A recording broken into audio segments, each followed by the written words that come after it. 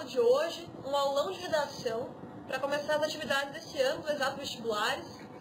Bom, primeiro vou me apresentar para vocês. Meu nome é Marina Rubini, eu já passei por isso, de estar no vestibular assim como vocês estão hoje.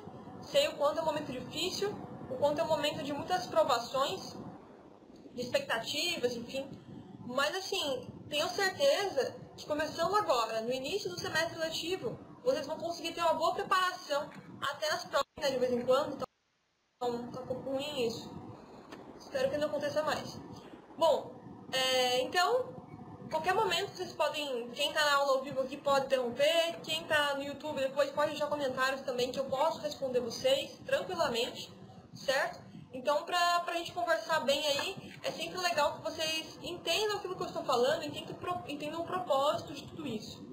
Então, eu vou começar falando agora, pessoal, antes de entrar no tema do Enem 2015 e tudo mais, eu gostaria de dizer para vocês que a preparação de redação do Enem, ela é feita em etapas, tá? Ela é feita em etapas. Então, se agora a gente começar a pensar, como março, já passou mais da metade de março, se nós começarmos a pensar na preparação de abril até outubro, mais ou menos, quando é a prova do Enem, teríamos então 6 meses de preparação, tá? Durante 6 meses de preparação, eu acredito muito que existam algumas etapas. A primeira etapa são os 2 meses iniciais.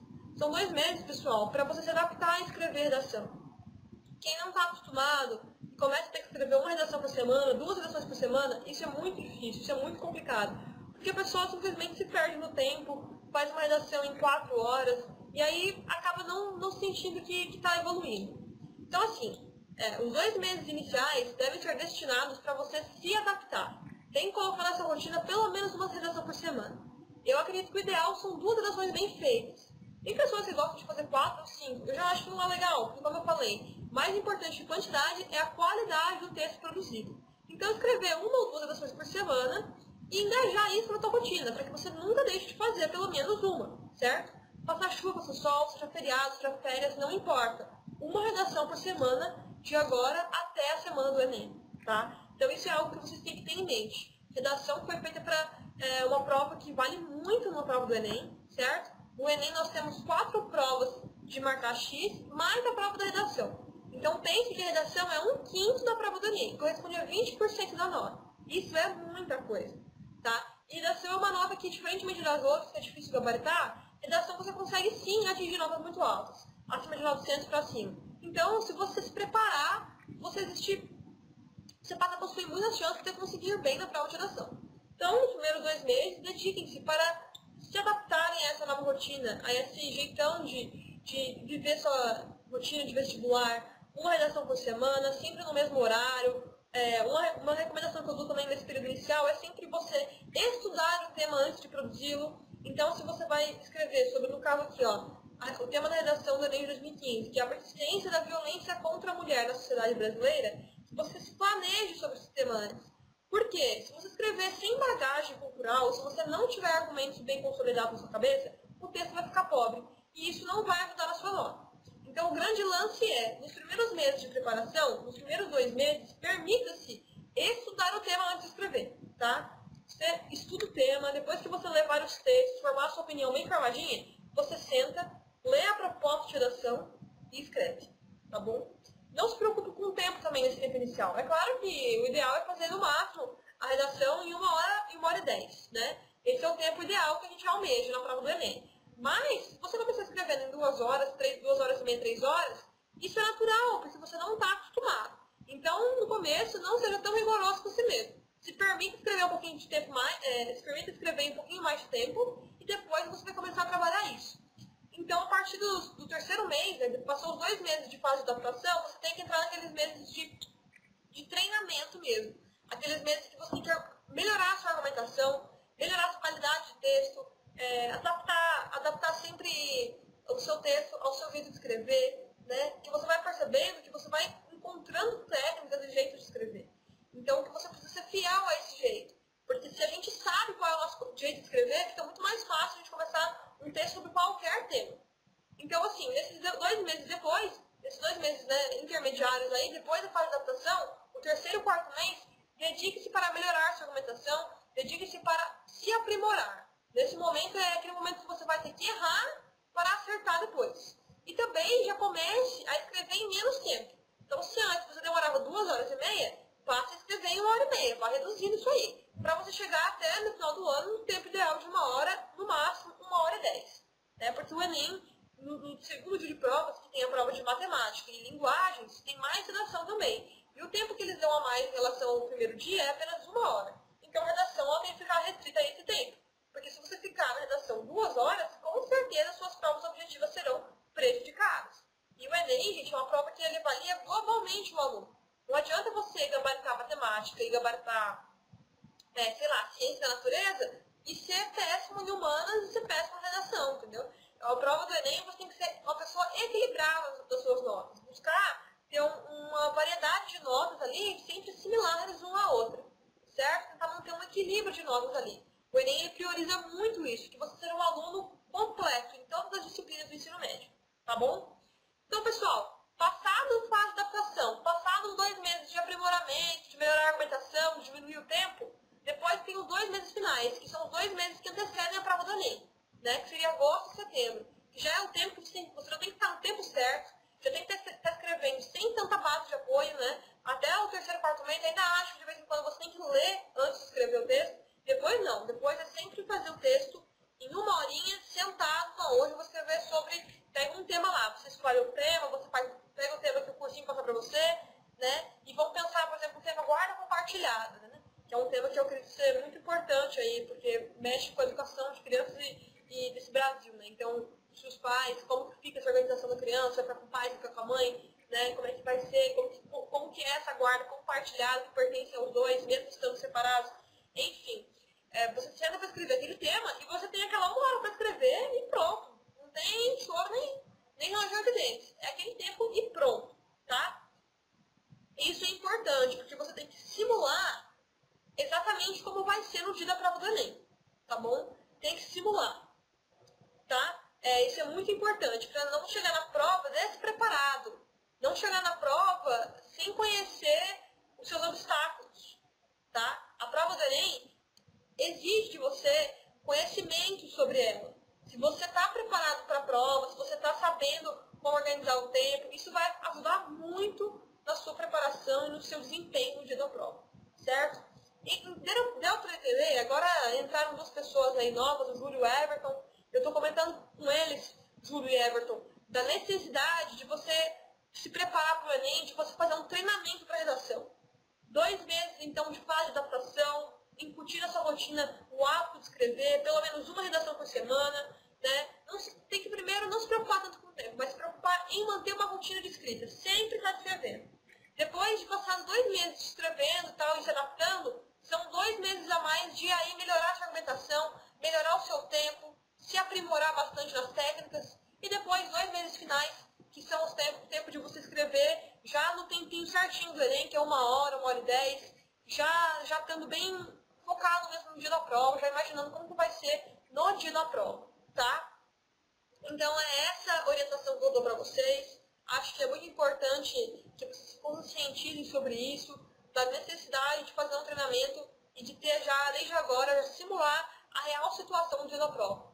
As pessoas que chegam despreparadas lá no dia da prova, sem ter nunca ter vivido em casa esse tipo de experiência, sofrem.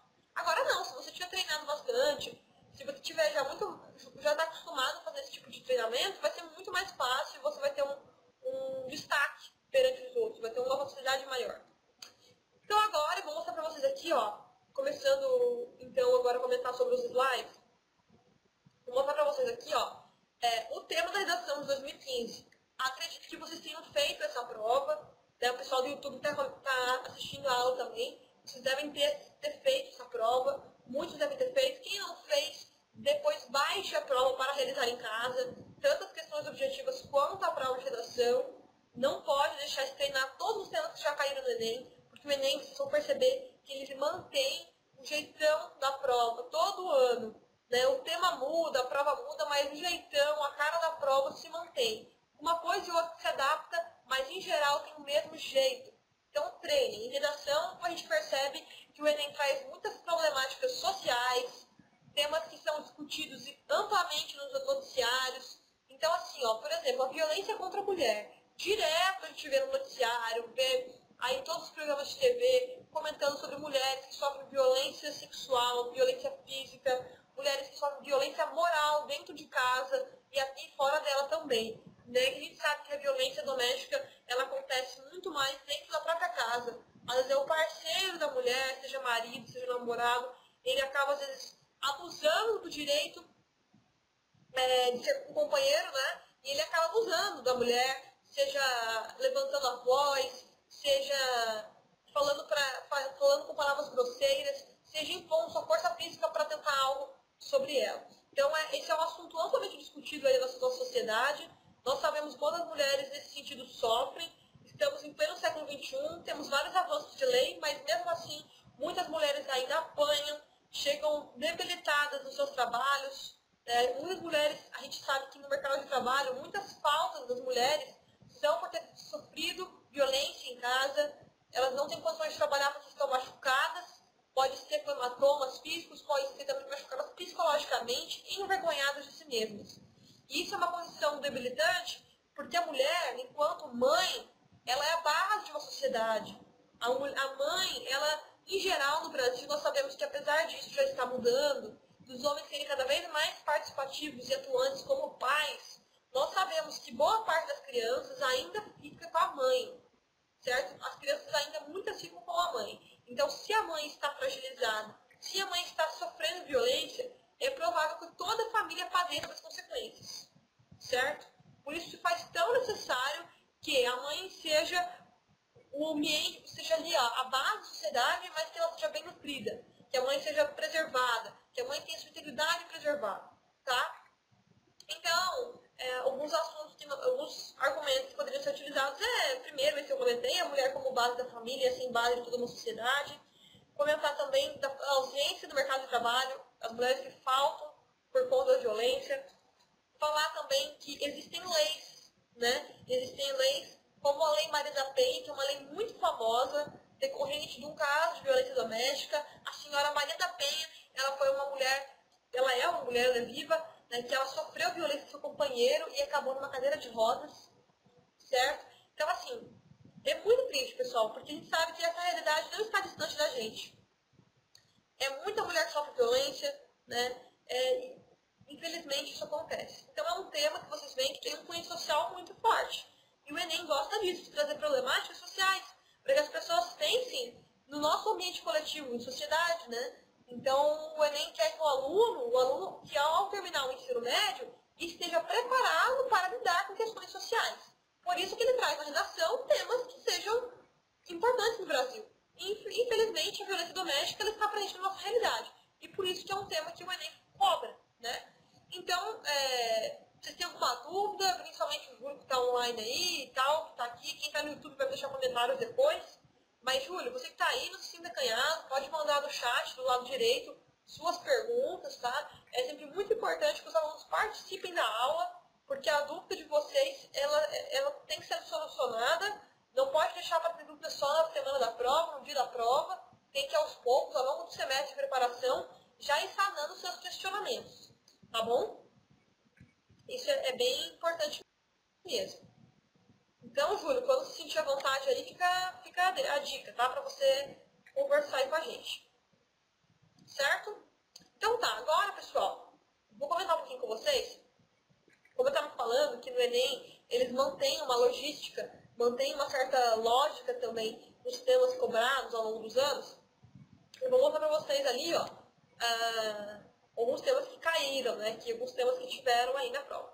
Em 1998, quando o Enem começou, e o Enem era uma prova totalmente diferente do que ela é hoje, o Enem não era uma prova de vestibular, não era uma prova de ingresso no ensino superior. Era uma prova que os alunos faziam quando terminavam o ensino médio, para ver como que eles estavam, né? Então,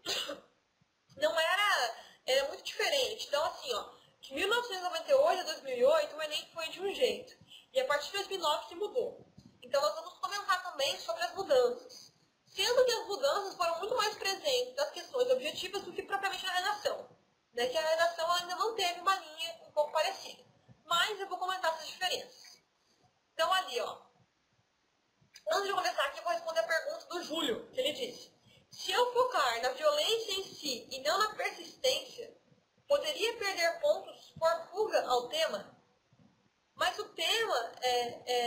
que estava ali, ó, a persistência da violência contra a mulher na sociedade brasileira.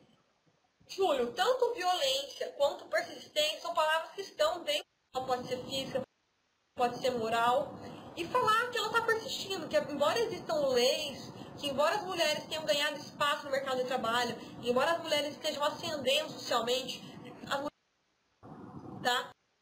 Então a violência, apesar de estar sendo cada dia mais trabalhada na sociedade, a violência persiste.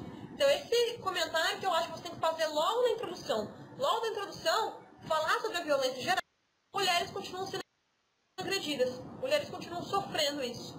Tá bom, Júlio? Deu para entender um pouquinho da lógica aí, de como organizar essas ideias para se fazer entendido e ao mesmo tempo não ser prejudicado na hora da nota, né? Então, definir logo na introdução exatamente o tema. Então, você comenta o tema geral e comenta a abordagem. Tá bom? Essa que é a dica já para todo mundo aí, em todo o texto que vocês podem escrever. Certo?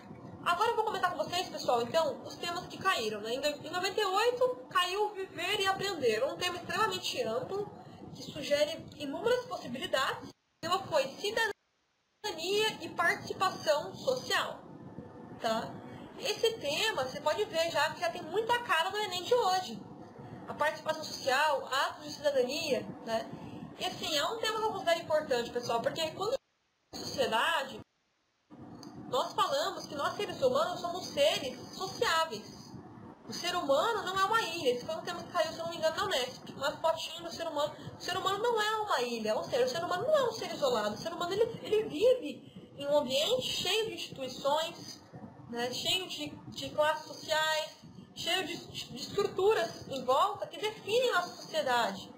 Algumas coisas definem para o bem, outras coisas definem para o mal, mas nós temos uma organização social. E essa organização, ela depende de nós, brasileiros, no caso do Brasil, né, as pessoas da população de cada país, para ter atos de cidadania.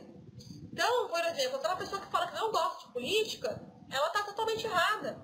Porque as leis que regem o país, as leis de trânsito, as leis do bairro que ela mora, tudo depende de política. Então, você tem que ter participação social, tanto em política, quanto em atividades, por exemplo, beneficentes. Né? É importante, por exemplo, que tenham pessoas engajadas e se preocupando em, por exemplo, fazer campanhas do agasalho, fazer campanhas Fome Zero. Tudo isso é uma participação social. Né? E as pessoas que estão engajadas nesses projetos, elas acabam vivendo com mais plenitude a cidadania em si. Que a cidadania é ser cidadão do país, usufruir dos direitos que aquele país me garante, usufruindo dos direitos também me fazer entender dos meus deveres e ao mesmo tempo me comportar em sociedade pensando no outro também e não sendo egoísta. Né? Você tem que tirar o seu egoísmo e pensar no outro. Então, cidadania e participação social está nesse sentido. Tá bom? Deu para pegar um pouquinho da filosofia do negócio? Não é tão difícil assim, né? Mas é um tema que tem essa abordagem, certo? Já em 2000 caiu o tema Direitos da Criança e do Adolescente. Como enfrentar esse desafio nacional? Gente, criança e adolescente são coisas importantíssimas. Né? São coisas importantíssimas. Por quê? A criança e o adolescente são o futuro de um país. Se a gente quer mudar alguma coisa no nosso Brasil, se a gente quer que os brasileiros sejam mais proativos, mais engajados politicamente, mais empreendedores, né? Mais trabalhadores e tal, se nós queremos isso, qual é o primeiro passo para a mudança?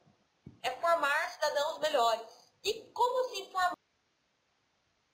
Formar significa permitir que crianças, pessoas que ainda estão na sua fase de pequenininhas ali, que tenham um momento para construir a sua personalidade, construir o seu conhecimento. Então as crianças e os adolescentes são o grande alvo, certo? Para um cidadão melhor no futuro. Se a gente quer um país diferente, temos que começar pelas crianças e pelos adolescentes, tá bom? E por isso que a educação básica é tão importante, por isso que a gente tem que investir nas escolas, para que as crianças já tenham lá um ambiente propício de aprendizagem, para que elas já possam ir adquirindo habilidades, lidando com seus talentos. Eu Eu tenho um canal no YouTube que comento vários temas, né? Depois assistam alguns vídeos e vou passar um pouquinho disso no final para vocês. Em que eu falo em um dos vídeos que um critério que eu acho muito importante para você definir a sua profissão é conhecer as suas habilidades, conhecer os seus talentos. E como que você aprende isso? Como que você percebe qual é o seu talento, qual é a sua habilidade? Começa na escola, começa lá na educação infantil. Por isso que as crianças têm que ser bem formadas, por isso que nós adultos temos que participar bem da criação dos jovens, né, das crianças e tal. Então, é importante isso, pessoal. E nós, que somos jovens, temos ainda uma participação ainda maior, porque as crianças ouvem muito os jovens.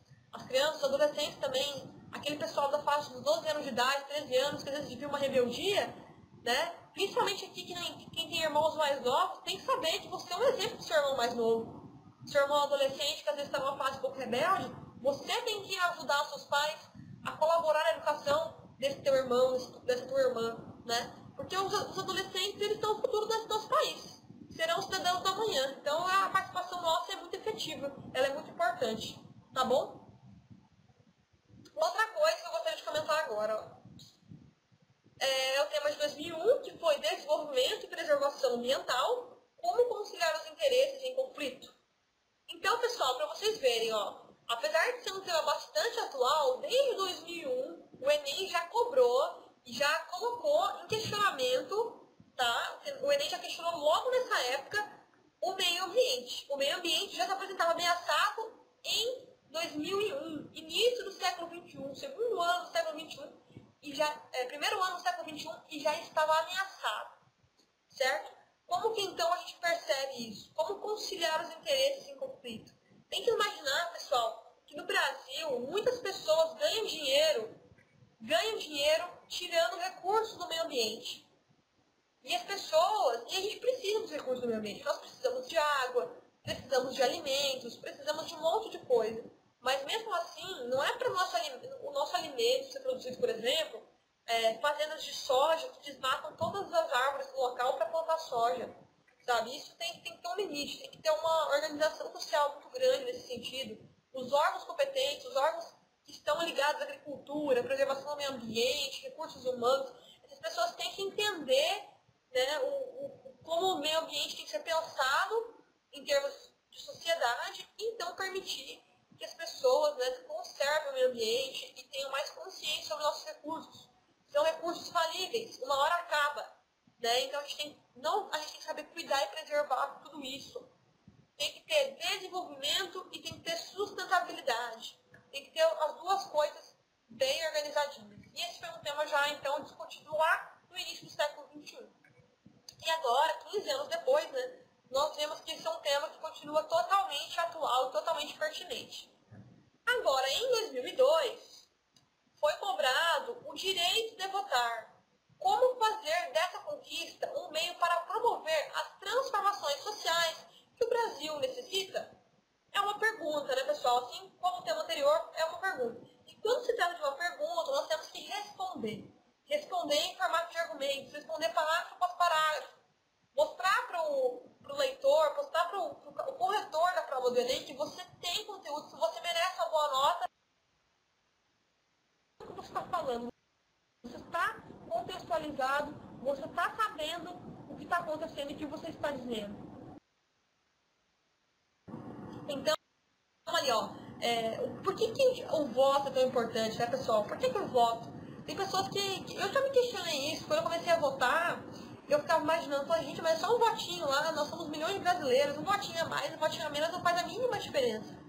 Pessoal, mas é nesse votinho que uma sociedade se constrói, que a democracia se consolida, que um prefeito assume o mandato, né? Então, assim, a pessoa só é eleita, o candidato só é eleito de votinho em votinho. Então, você e eu, nós todos precisamos fazer a nossa participação social, certo? E como que a gente pode fazer o voto um meio de transformação social? Uma coisa que eu acredito que falta um pouquinho no nosso ensino brasileiro é pensar em gestão pública, em políticas públicas. Nós precisamos conhecer mais nossos direitos, conhecer como funciona o meio político. Eu andei estudando isso nos últimos tempos porque eu gosto desse tema e eu acho que nós precisamos cobrar os nossos governantes. Mas como cobrar? Como que eu vou cobrar o governante? Eu vou mandar e-mail para ele? Eu vou bater lá no Palácio do Planalto para falar Dilma, não é assim, né, pessoal? A gente sabe que não é. Então, como que funciona cobrar um político? Hoje em dia, nas redes sociais, existem apelos políticos nas redes sociais. Mas como cobrar? Então, a gente sabe, por exemplo, que se a população quer tentar um projeto de lei, nós podemos fazer uma ação civil pública. Entendeu? A gente pode fazer essa ação civil pública. E como que funciona isso? As pessoas se organizando, pessoas de todos os estados, a gente consegue pessoas mínimas. Tem algumas que é 1% da população, 10%, enfim, tem quantidade de pessoas que precisam assinar documentos para que consigam, então, levar.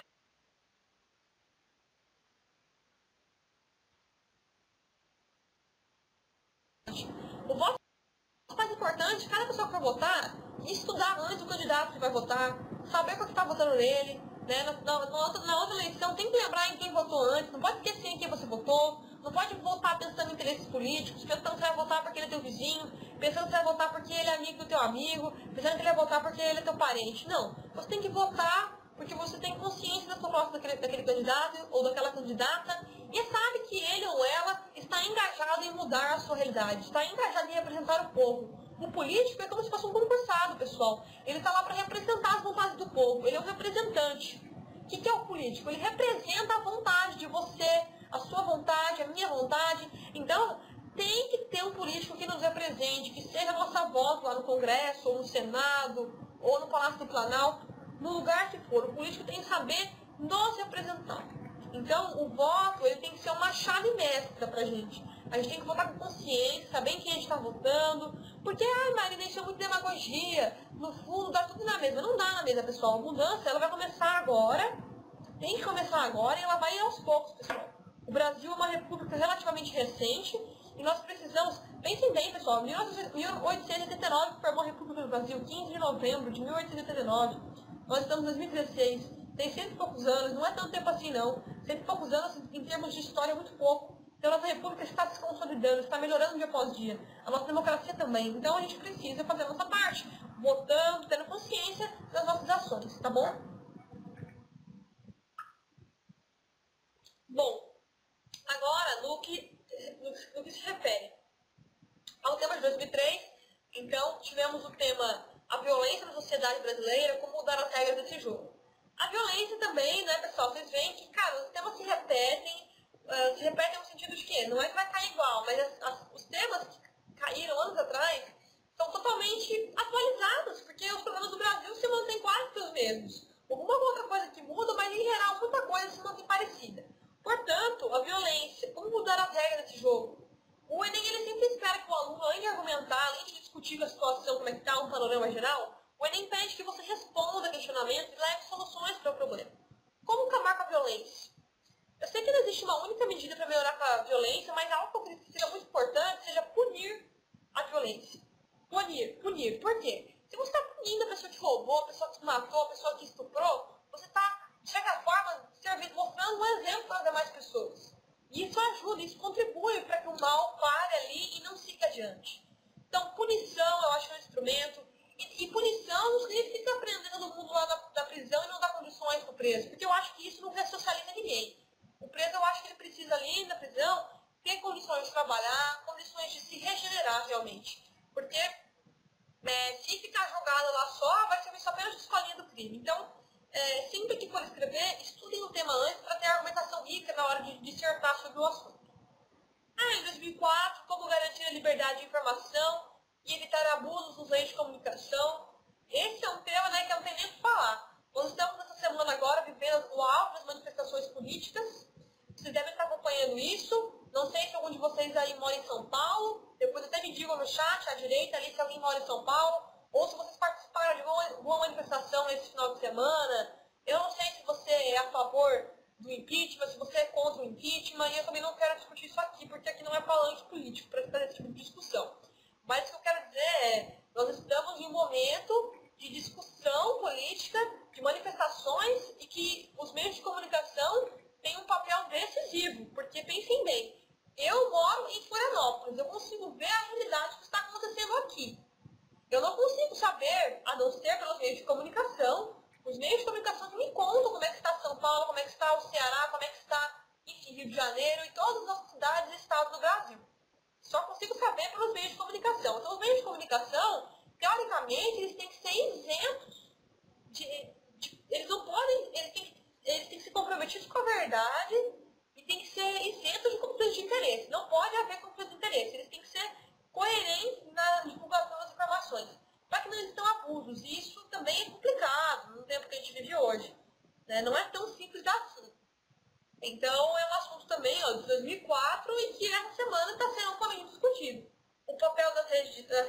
televisão, os rádios, como que eles podem contribuir, a internet. A internet está fervendo, eu não sei se vocês têm entrado aí nas suas redes sociais, mas esses assuntos estão o tempo inteiro motivado brigas entre colegas e amigos aí, familiares, as pessoas que não aceitam a posição política do outro. O que vocês têm achado sobre isso? Vocês têm visto essas discussões? Porque eu tenho visto a todo momento. É só entrar no Facebook para ver nossa, é briga para todo lado, né, pessoal? Isso é um assunto realmente que leva muita discussão, assim. Mas enfim.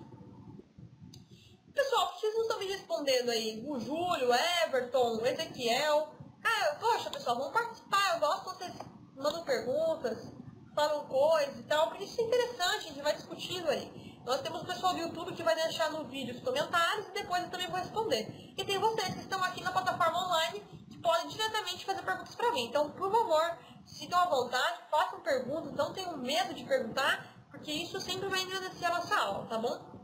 Mas também não vou ficar pressionando ninguém. Vou fazer algumas perguntinhas, mas não se sintam pressionados também. Façam como acharem melhor, tá bom? Ali, pessoal, ó. Em 2005, o tema do Enem foi o trabalho infantil na sociedade brasileira. Trabalho infantil. Às vezes nós pensamos, existe mesmo trabalho infantil no Brasil? Pessoal, eu mesma me questionei várias vezes. Se for não, deve ser invenção da mídia. Não deve ter, não. Eu acho que não existe, mas existe. E principalmente em atividades insalubres. Foi capa de revista dessas semanas anteriores, eu não me lembro ao certo, eu acho que foi da Isto É, falando de um rapaz que foi mutilado quando bem jovem. Trabalhava, não sei se não lembro onde ele trabalhava, mas era uma atividade de risco. Uma atividade que ele tinha que usar a força física. Então a gente tem existem pessoas que trabalham em carvoarias e que eles ficam muito expostos a atividades que eles ainda não têm habilidade para aquilo, não têm idade para aquilo. E que eles acabam sofrendo muitas vezes consequências físicas, né? Perdendo uma parte do corpo, sendo queimado, sei lá, sofrendo consequências assim. E é muito prejudicial. Fora que quando a pessoa está trabalhando, a criança está trabalhando, ela ainda provavelmente não vai ter o rendimento esperado. Porque é o ideal que a criança se dedique exclusivamente para a escola, porque ela tenha tempo para fazer suas atividades, desenvolver em toda a plenitude que o colégio exige, né? Então, pessoal, o trabalho infantil realmente é um problema muito grande também. Já em 2006, o tema levantado foi o poder de transformação da leitura é a chave da mudança. Pensem bem, anos atrás, antes de haver internet, a televisão não era tão divulgada na época e tal, as pessoas se conheciam outros mundos, outras realidades, através da leitura. A leitura existe há muito tempo e os livros são grandes incentivadores da leitura. Eu sei que esse hábito tem se perdido um pouquinho, mas a leitura, ela realmente tem um poder de transformação muito grande. Porque antigamente, a minha avó conta isso bastante. Ela conta, Marina, quando eu era jovem e eu queria ler um livro, eu tinha que pegar emprestado, eu tinha que ir no sebo e juntar dinheiro para comprar, porque livros eram muito caros. Livros eram para pessoas ricas. Minha avó não era de família rica. Então ela conta que para ela conseguir ler, demorou muito tempo até ela ter acesso a esse tipo de livro, né? Ter acesso a esse tipo de atividade. Então hoje nós temos uma facilidade muito grande. Se nós comprarmos livros pela internet, então, nós conseguimos comprar livro por R$10, R$20, tudo quanto é preço, pessoal. E eu falo para vocês, tenham o hábito de ler. Eu sei que é difícil, eu mesma já fui uma pessoa que li mais, agora eu tenho uma certa dificuldade, tá? Porque eu sei que realmente não é fácil. A gente tem hoje em dia a internet que nos dá muitas coisas para ler, para ver de notícia. E realmente, é difícil querer ficar preso ao papel, ao livro, mas é muito importante, pessoal. Então, assim, eu recomendo para vocês que treinem a ler, sabe? Porque é um hábito que eu acho que é muito bom de cultivar. Então, comecem lendo livros pequenos, livros que vocês gostem dos assuntos. O ler é prazeroso, sim. Se você encontrar um tema que você goste, é prazeroso. Busque livros que não vão te cansar, que vai ser gostoso para você, que vai ser uma atividade de lazer. E aí, não tenha pressa, vai lendo um pouquinho e tal, vai ter uma rotina, né? E aos poucos você vai ver que você vai adquirir esse hábito. Não é do dia para a noite, Eu falo para vocês, no começo tem muita gente que acha que não gosta de ler, mas aos poucos vai mudando de ideia, porque vai vendo que é muito melhor do que imagina. Tá bom? Vou responder a pergunta agora do Everton Andrade. Ele disse: quais dicas você pode me dar sobre fazer um texto coerente e coeso? Bom, Everton, nas aulas sucessivas que eu darei agora aqui no Exato Vestibular, que começam em abril, eu vou discutir, aula após aula, todo tipo de texto que você tem que, como você tem que organizar o seu texto, passo a passo. Mas o que eu posso dizer para vocês, né, já adiantar hoje? Um texto coerente, um texto coeso, é que a tese está muito bem fundamentada. O que significa? No primeiro parágrafo, você já tem que começar a defender para o leitor e para o corretor entenderem, né, o que você está querendo dizer, qual o seu posicionamento. Tá? Então, você já tem que definir isso no primeiro parágrafo. Então, por exemplo, assim, ó, no texto, o poder de transformação da leitura. Começa falando que a leitura ela é muito importante na sociedade e tal, blá, blá, blá, blá, e terminar seu parágrafo dizendo: portanto, faz necessárias mudanças para que as crianças e adolescentes e jovens se engajem mais em processo de leitura. Então, você não argumentou, né? Na introdução você não argumenta, mas você apresentou uma ideia e você terminou o parágrafo dizendo assim. Por isso, por ser tão importante assim, que se faz fundamental que as pessoas, principalmente adolescentes e jovens, se engajem mais na leitura. Bom, porque você já definiu logo no primeiro parágrafo qual é a sua ideia, qual é a sua tese. E a partir depois disso, já no segundo, terceiro parágrafo, quarto e assim por diante, você precisará continuar na mesma linha de pensamento. Tá? O que é um texto coerente? É que você mantém a ideia do início ao fim. Você vai usar argumentos para corroborarem aquela mesma ideia. A ideia que você vai defender é a mesma. O que você vai utilizar são argumentos diferentes. Argumentos, por exemplo, foi esse que eu falei do custo do livro, que hoje o livro...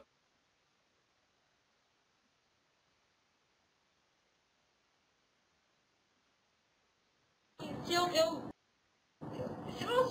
não assistir o noticiário, eu vou estar sabendo igual as notícias, porque é só você entrar rapidinho no G1, entrar no Terra, entrar no UOL, rapidinho você começa a ver um monte de notícias e acaba ficando até bombardeado de tanta informação. E eu acho que esse bombardeio de informações, leitura de tudo quanto é lado, isso muitas vezes dificulta a nossa leitura em casa, leitura mais tranquila de livro, né? Então, Everton, o texto coerente é isso, você manter ao mesmo tempo, você manter a sua tese. E a minha dica é essa, que você já defina no primeiro parágrafo qual é a sua tese e pense em todo parágrafo que você tem que usar um argumento para corroborar com aquilo. Não mude de tese, não mude de linha de pensamento, tá? E como ser coeso? Coeso, pessoal, é você não ficar dando voltas, é você ser objetivo, você entrar diretamente no tema. E isso é uma habilidade que você adquire aos poucos, você treinando bastante. No começo, a gente tem dificuldade de colocar no papel nossas ideias, mas à medida que nós vamos treinando essa habilidade, a gente vai se tornando melhor nisso. E nosso texto vai ficando, sim, mais coeso e mais fácil de entender, portanto. Tá bom, Everton? Deu para responder seu questionamento? Ficou alguma dúvida? Me diga aí, vamos ver.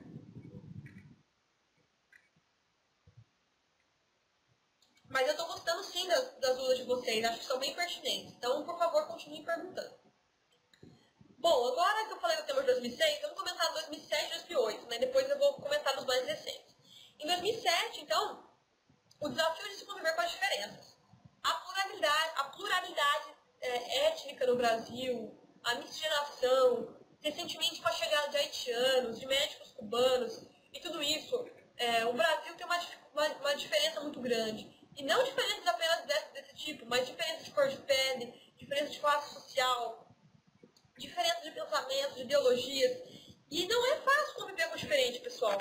Agora, nas manifestações mesmo, às vezes a gente vê amigos brigando no Facebook por conta de ideologia.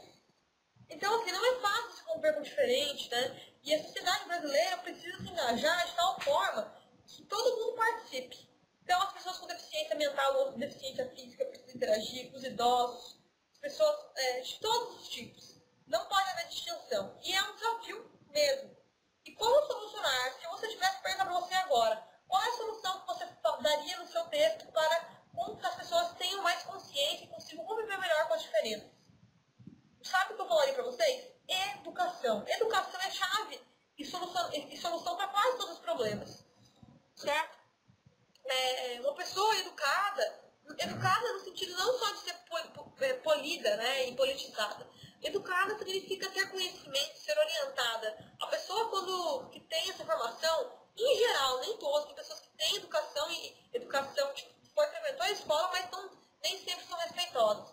Mas sim, investir em educação de qualidade básica, mostrando que todos nós somos brasileiros e que apesar de termos diferenças, somos todos o mesmo povo e temos os mesmos objetivos na vida, as pessoas têm que aprender a conviver com isso sim, tem que ter menos preconceito, tem que ser mais abertos, né? Então, assim, é isso, pessoal. Esse, então, é um ponto bem importante aí que eu digo pra vocês, tá bom? Educação. E educação, ó, serve pra quase tudo. Serve pra cidadania, serve pra as crianças crescerem melhor, adolescentes crescerem melhor, serve para a preservação ambiental, né, para as pessoas terem mais consciência do meio ambiente, da importância de se preservar o meio ambiente, serve para o voto, serve para não ter menos violência. Quando tem mais educação, diminui o índice de violência, como saber as pessoas distinguirem o que é verdadeiro, o que é falso no meio de comunicação. A educação tem esse papel. Trabalho infantil deve ser evitado, porque as crianças têm que frequentar a escola. Então, assim, leitura está muito associada à educação, conviver com as diferenças também. Então, assim, vocês estão vendo que a educação é a solução para quase tudo. Então, educação, já anotem aí no caderninho de vocês. É uma boa resposta para solução de problemas, tá? E eu vou mostrar para vocês como colocar num texto, como solucionar os problemas ao longo do texto. Tá, então aqui agora, 2008, então foi como preservar a floresta amazônica. Esse é um tema muito parecido com o que eu comentei sobre ali em cima, né, do meio ambiente, só que vocês veem que os temas se correlacionam. Então, a partir de 2009, que a redação, que o Enem como um todo mudou, né? A redação não mudou tanto assim, mas houve mudanças. Então, 2009 que foi um ano que teve escândalo lá de dinheiro na cueca, de político e tudo mais. Eu lembro que foi o primeiro Enem que eu fiz, eu estava no primeiro ano do ensino médio, em 2009, e eu fiz esse Enem naquela época. E na época caiu o tema, o indivíduo frente à ética nacional. Ninguém esperava que o Enem cobrasse ética, num ano que tinha escândalo de corrupção tão evidente, né? Pra você ver, o Enem cobrou, então o Enem ele surpreende. E é um tema muito bacana, porque quando se discute ética, eu lembro que muitas pessoas erraram esse tema, porque na época até, eu não tinha tanta experiência com redação, eu estava começando a me preparar, a partir de 2009 eu me preparei muito, ano após ano eu me dediquei muito em redação, melhorei muito, tirei 1000 no Enem depois, e fui melhorando, né? Mas em 2009 eu não fui muito bem na prova do Enem, eu lembro que na época, como foi meu primeiro teste, eu estava ainda começando a entender como funciona a prova. E muitas pessoas erraram porque ficaram falando da falta de ética dos políticos. Ficaram falando de corrupção. Quando, na verdade, nós temos que lembrar que a ética não diz respeito apenas aos políticos. Ética quer dizer você devolver um dinheiro de troco que veio a mais. Ética significa você não sonegar impostos. Ética significa você ser coerente no seu trabalho, você registrar o seu empregado. Né? Se você é dono de uma loja, por exemplo, se você cumprir com os direitos trabalhistas, isso é ética. A ética não é restrita aos políticos, não é restrita aos poderes executivo, legislativo e judiciário. A ética tem que estar presente na sociedade como um todo. A ética ela deve passar por todas as pessoas de uma sociedade, tá? Então lembre-se disso quando for discutir o Enem. A prova do Enem ela não quer que você pense pequeno, você tem que pensar grande. E a ética, por exemplo, é um tema que levou muitas pessoas a pensarem pequeno, pensando só em política e esquecerem que a ética está infiltrada em todos os assuntos e tudo que tange a nossa sociedade.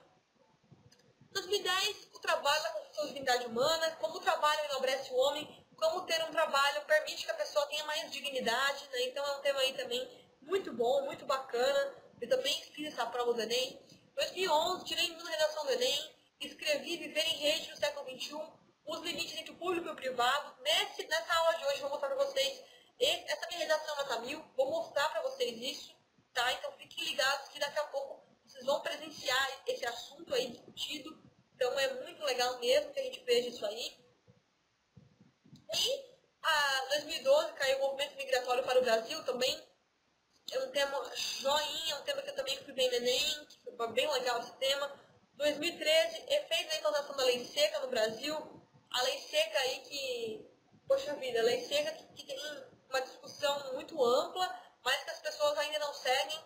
Se você for ver, as pessoas ficam muito preocupadas com as blitz, né? Com as blitz depois de balada, depois de festas e tal, e ano novo, e datas festivas, mas muitas pessoas saem no final de semana, naturalmente, vão beber e vão voltar de carro, voltar de moto, como se não fosse nenhum problema, né? E assim, pessoal, eu falo pra vocês agora com todo o meu coração, abrindo o coração pra vocês aqui. Eu até fiz um vídeo sobre isso, né?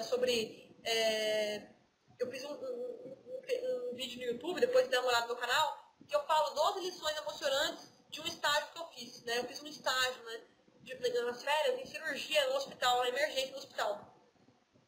E eu fiquei muito triste ao perceber que 90% das pessoas acidentadas graves estão relacionadas a acidentes relacionados ao trânsito, seja carro, seja moto, principalmente moto. Se você então anda de moto, pessoal, tome muito cuidado, cuidado redobrado, quadruplicado, sabe? Toma muito cuidado mesmo. As pessoas, elas são imprudentes, a maioria das pessoas são imprudentes no trânsito, não se preservam, dirigem em alta velocidade, aquele corredor de motos ali entre os carros, ali, as pessoas passam em muito alta velocidade, se está chovendo, diminua mais ainda a velocidade, entendeu? Respeite a sinalização, porque, pessoal, não vale a pena perder a vida ou perder a integridade física, as pessoas que perdem um braço, uma perna, né, que ficam às vezes meses e meses, a fio até anos, paralisados, incapacitados numa cama de hospital, porque foram imprudentes. Então não façam isso, sabe? Não façam mesmo. A gente tem que tomar muito cuidado. E mesmo sendo prudente, cuidadoso, muitas vezes a gente não está isento de sofrer um acidente. Imagina então quem é irresponsável, né? Então, quem é irresponsável, pior ainda. Em 2014, então, o preço que caiu foi publicidade infantil em questão do Brasil. Um tema também que levou muitas discussões. Muitas pessoas discutiram a participação de crianças em comerciais, quando na verdade o tema não era nada sobre isso. Se você lesse o painel de leitura, você logo perceberia que o tema era a publicidade destinada às crianças, os comerciais destinados às crianças, oferecendo produtos, oferecendo brinquedos, oferecendo alimentos. E isso estimula a imaginação da criança. A criança não tem como discernir, a criança ainda não é formada, ela tem a cabecinha em processo de formação. Então é muito difícil, a criança é muito suscetível, é muito vulnerável, né? Então, em 2015, que foi o tema que eu comentei inicialmente, foi a persistência da violência contra a mulher na sociedade brasileira. E o Ezequiel comentou ali, se eu não me engano, que 2012 para ele foi a pior redação, que foi o movimento migratório para o Brasil. Foi essa redação mesmo? Foi de 2012, Ezequiel? Realmente, esse tema foi um tema complicado, né? As pessoas tiveram... 2013, foi 2013. Bom, 2012 foi um tema bem complicado, vou comentar agora, que realmente as pessoas não estavam muito habituadas a esse tema. E em 2013, foi o fez da Lei Seca, que é um tema bastante batido, mas que também reserva suas dificuldades. Então, é por isso que eu falo, tem que se preparar, pessoal. Por mais que o tema seja simples, é sempre difícil na hora do nervosismo, é sempre difícil, porque a gente fica o tempo inteiro se preparando, passa o ano inteiro se preparando, chega na hora da prova, dá uma tremedeira. Então, tem que estar muito bem treinado para minimizar isso aí. Bom, seguindo com a aula. Então, eu vou botar para vocês agora a minha redação nota 1000 do Enem de 2011. Vou ler para vocês darem uma olhada e ver o que vocês acham, tá? Vamos lá. Tendo uma água, porque a boca fica extremamente seca, falando assim, minutos e minutos a fio. Só um pouquinho. Bom, ó, sobre o olhar do Twitter. Para começar, eu sempre coloquei título das minhas redações do Enem e sempre me dei bem com isso. Então, assim, eu acho uma boa colocar título. O Enem não obriga, não exige isso, mas eu acho que é legal colocar. Dissertação permite somente que coloque título, então coloque. Né? Se você não quiser colocar, a opção tua, mas eu recomendo que coloque. Tá bom? Então, ali, ó, para a Constituição Brasileira, a Carta Magna do país, a liberdade de consciência, de culto, de pensamento, são direitos invioláveis. Hoje, no século XXI, os cidadãos enxergam a internet como um aliado social e política, já que através dela, a interação com amigos e conhecidos é facilitada e, ao mesmo tempo, ocorre com mais rapidez e simplicidade a disseminação de projetos e ideais. A questão, porém, é a dificuldade em separar o público do privado, isto é, o que deve ou não deve ser colocado em rede. Percebam, pessoal, que eu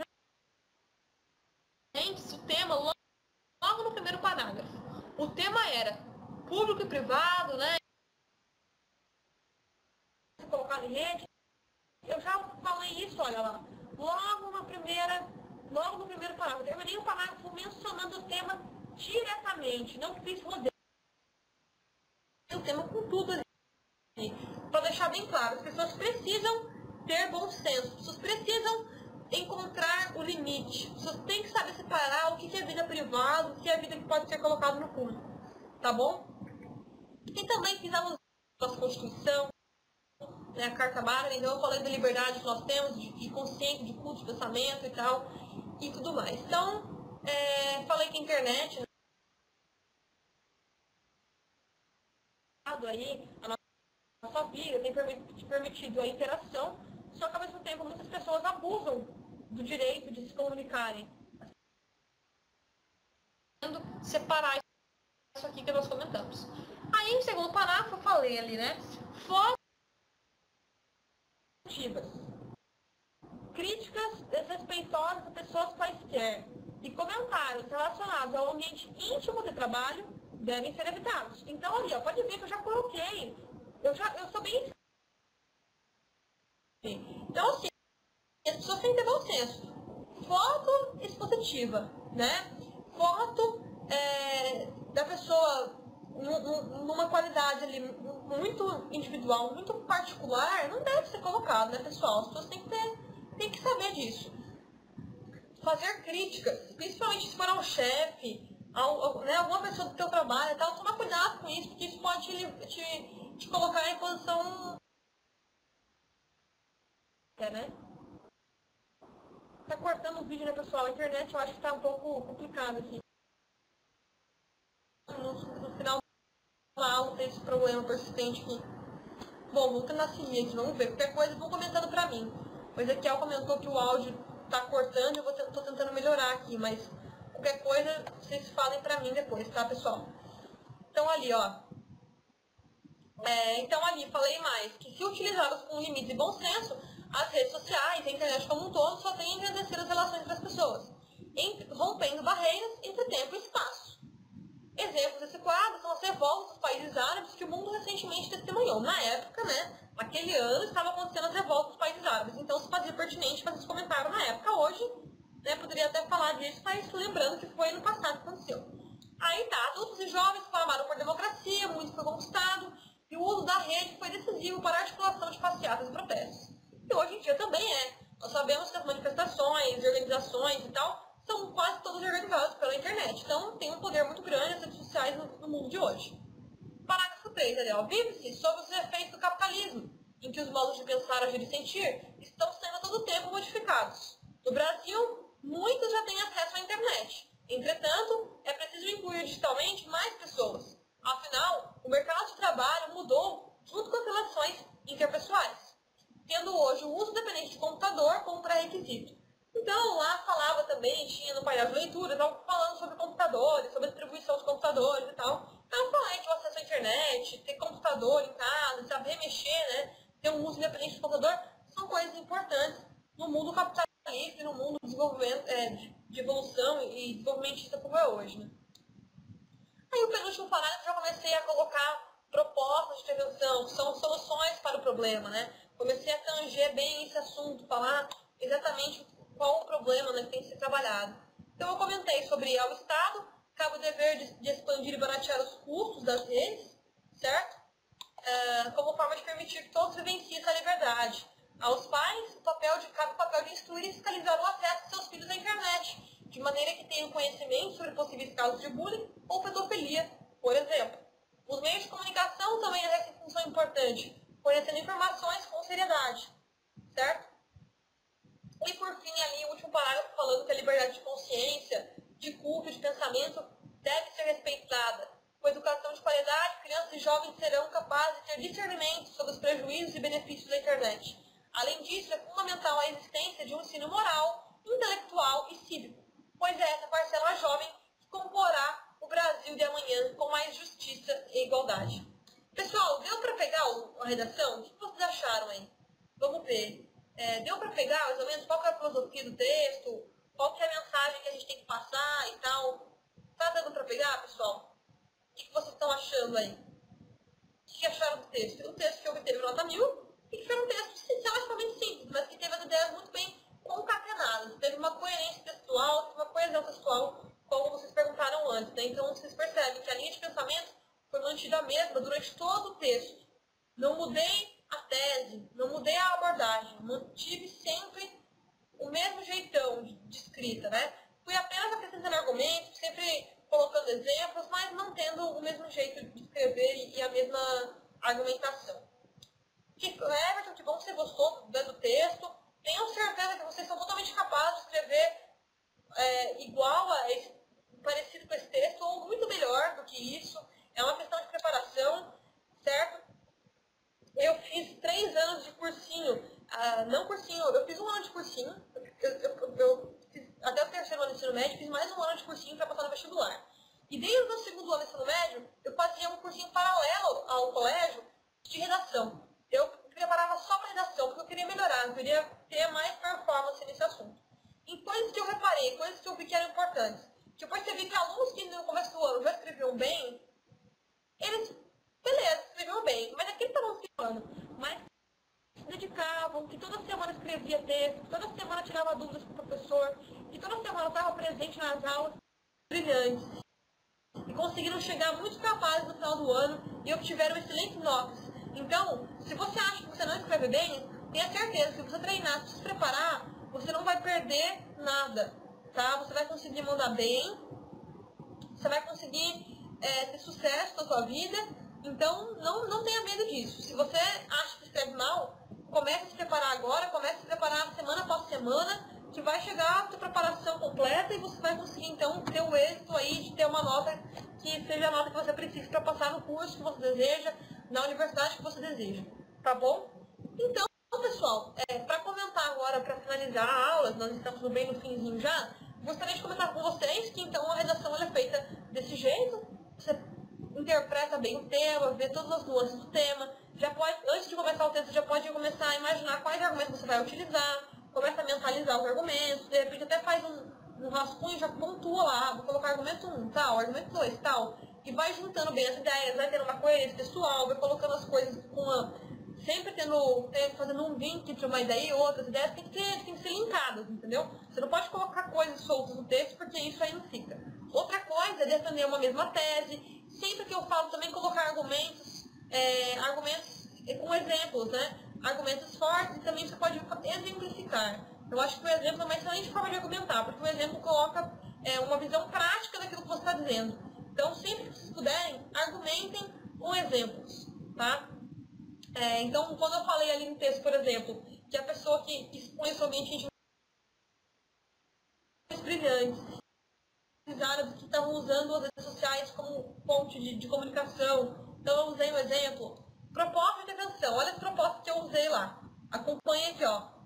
Ao Estado. Então, ao Estado, quando eu falo Estado, eu falo qual é o papel do governo, né? O papel do governo federal, governo estadual, governo municipal. Baratear e expandir o custo das redes. Permitir que todas as pessoas tenham acesso ao computador. Porque a gente sabe que, apesar de hoje em dia quase todo mundo ter acesso, existem regiões que ainda não têm acesso. Infelizmente. Então, essas pessoas, vocês imaginem, elas estão, de certa forma, elas estão excluídas desse processo de formação, de conhecimento, né? Hoje em dia, você pode, por exemplo, como a gente está fazendo agora, estudando pela internet. E pessoas que não têm acesso acabam sendo prejudicadas, evidentemente que são prejudicadas. Então, é papel do Estado isso aí.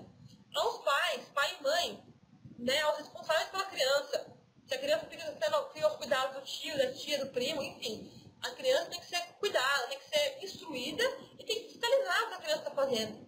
Se as crianças estão acessando o computador, se ela está conversando com alguém que ela não conhece, se ela está sendo alvo de bullying, se ela está sendo alvo de pedofilia, né? Tem que cuidar disso aí, porque a criança, ela às vezes não tem noção da dimensão do que acontece na internet. A internet, ela acha que é um mundo virtual, mas o mundo virtual ele está totalmente ligado ao mundo físico, ao mundo real. Então, não pode deixar que as crianças fiquem sozinhas, né, sem o gerenciamento. Os pais têm esse papel, sim. E os meios de comunicação também, né, tanto os jornais online, enfim, de uma forma geral, os meios de comunicação eles têm que fornecer informações isentas de parcialidade. Não podem ter influências de outras pessoas, não pode ter conflito de interesse, eles têm que servir a população orientando sempre com seriedade, falando a verdade sobre os assuntos, transpondo as barreiras aí. E por fim, né, pessoal, deixar no finalzinho do texto sempre uma mensagem positiva, uma mensagem de que você é um jovem participativo, de que você acredita no seu país, que você vai fazer a sua parte para melhorar o seu país. Então, ali eu falei de educação. Primeiro que eu reiterei a tese. No começo do texto eu falei, né, no começo do texto eu já falei sobre a liberdade de consciência e de pensamento, e eu repeti a mesma coisa no final do texto, na primeira linha do parágrafo, já retomei a tese e continuei argumentando. Falei de educação de qualidade, falei aqui sobre ter discernimento dos prejuízos e benefícios